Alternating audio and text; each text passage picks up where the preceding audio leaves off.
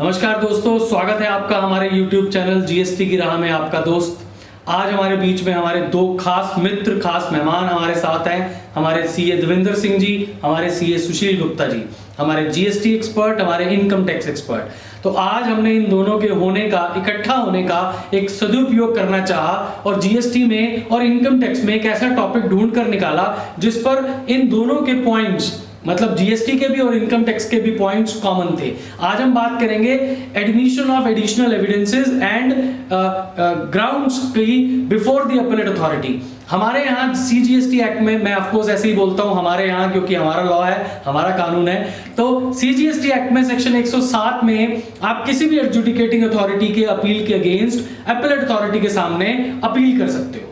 Section 107 subsection 10 में ये लिखा है कि अगर अपीलेट अथॉरिटी ये चाहे at the time of hearing of appeal कोई भी एडिशनल ग्राउंड्स और एविडेंसेस आपके एडमिट किए जा सकते हैं, बशर्ते कि वो जस्ट हो, रीजनेबल कॉज हो, गुड फेथ में हो, बोनाफाइड हो।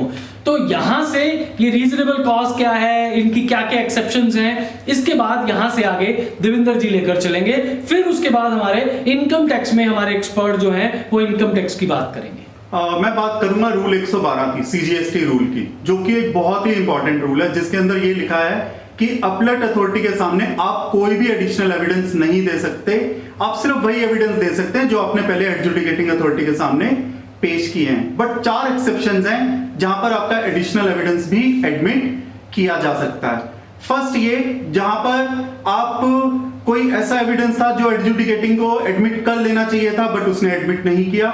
सेकंड केस ये है where appellant was prevented from sufficient cause, कोई ऐसा चीज जो उससे मांगी गई थी बट वो नहीं दे सका और जिसके पीछे सफिशिएंट कॉज था। थर्ड, कोई ऐसा कॉज जिसमें अपीलेंट प्रिवेंटेड था फ्रॉम सफिशिएंट कॉज जो कि रेलेवेंट है to the ground of appeal.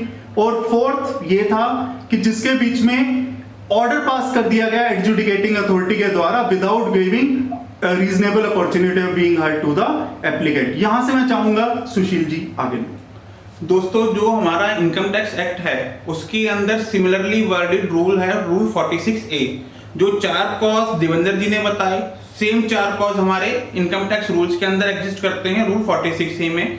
इसके अलावा जो आगे जो मैं लेकर के जाऊंगा वो सिमिलरली वर्डेड हैं, या ये कहा जाए सीजीएसटी रूल्स जो है वो सिमिलरली वर्डेड है as per income tax rules के हिसाब से। वो क्या है, जो एडिशनल एविडेंस जब कमिश्नर अपील एडमिट करते हैं तो उनको सबसे पहले एडमिट करने का रीजन जो है वो रिकॉर्ड करना होता है राइटिंग में।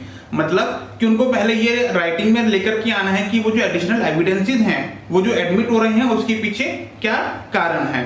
प्लस एडमिट करते वक्त उनको जो है उससे पहले जो एडिशनल एविडेंसेस फर्निश करे हैं अपीलेंट ने, वो जो एडजुडिकेटिंग अथॉरिटी या इनकम टैक्स रूल्स के अंदर या एक्ट के अंदर जो असेसिंग ऑफिसर है उसको भेजने होती हैं, ताकि वो अपनी कोई ऑब्जेक्शन है, अपनी कोई ऑब्जर्वेशन है या अपने कोई काउंटर एविडेंस है या विटनेस को एग्जामिन करना चाहते हैं तो वो कर सकें। उसको लेने के बाद फिर उनको वो एडमिट करना होता है।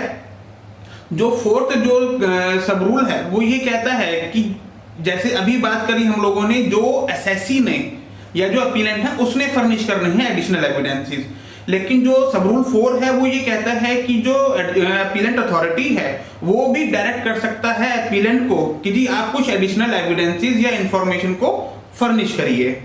अब यहाँ पर मैं एक चीज और बताना चाहूंगा कि जो टर्म यूज हुई है यहाँ पर वो हुई है सफिशिएंट कॉज। यहाँ पर जो टर्म यूज नहीं हुई है वो है एडिक्वेट कॉज। मतलब जो सफिशिएंट कॉज और एडिक्वेट कॉज दोनों में डिफरेंस है। एडिक्वेट कॉज का मतलब हो गया फुल प्रूफ रीजन होना चाहिए जिस वजह से जो एडिशनल एविडेंसेस हैं वो एडजुडिकेटिंग अथॉरिटी के पास फर्निश नहीं करे जा सके। और रीजनेबल कॉज का मतलब है कि भाई जहां पर जो अपीलेंट अथॉरिटी है उसको लगता है कि चलो भाई ये भी सफिशिएंट है, फुल प्रूफ नहीं है, लेकिन उनको लगता है सफिशिएंट है तो भी एडमिट कर लेने चाहिए।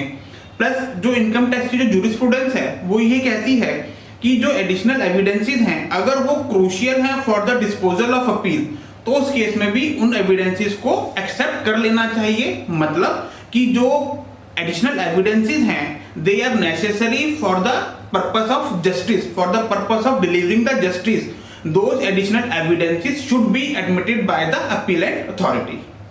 फ्रेंड्स, जो जूरिस्प्रूडेंस इनकम टैक्स का है कहीं ना कहीं सिमिलर जूरिस्प्रूडेंस एक्साइज और सर्विस टैक्स लॉ में भी है।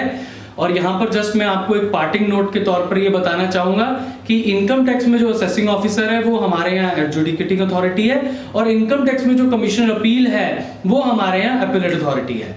तो मैं आशा करता हूं कि आज हमारे इस एफर्ट के कारण आपके लिए कोई ना कोई सहूलियत और आसानी जरूर बनी होगी कि आप अपने फर्दर एडिशनल एविडेंसेस और ग्राउंड्स को कैसे ले सकते हैं और कब कब ले सकते हैं। मैं दोनों विद्वानों का और हमारे दोस्तों का धन्यवाद फिर से देना चाहता हूं, और यहाँ पर वो बात सच हो गई कि जब मिले सुर मेरा तुम्हारा तो सुर बने हमारा। धन्यवाद दोस्तों। Thank you friends.